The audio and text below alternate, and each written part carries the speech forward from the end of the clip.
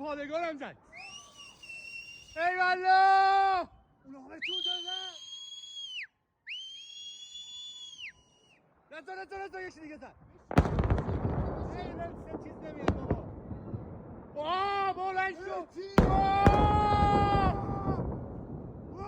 ماشاءالله.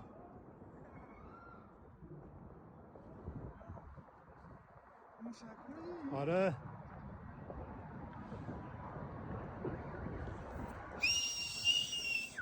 اومد.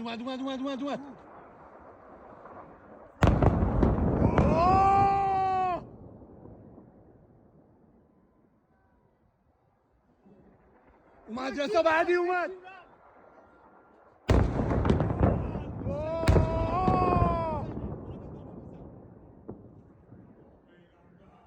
پادگان پایین رو زد.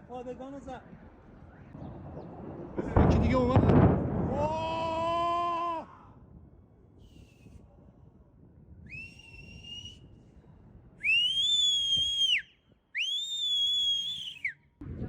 رضا اون پایین هم زد. انگار پالایشگاه چیه؟ آره اونجا رو زد.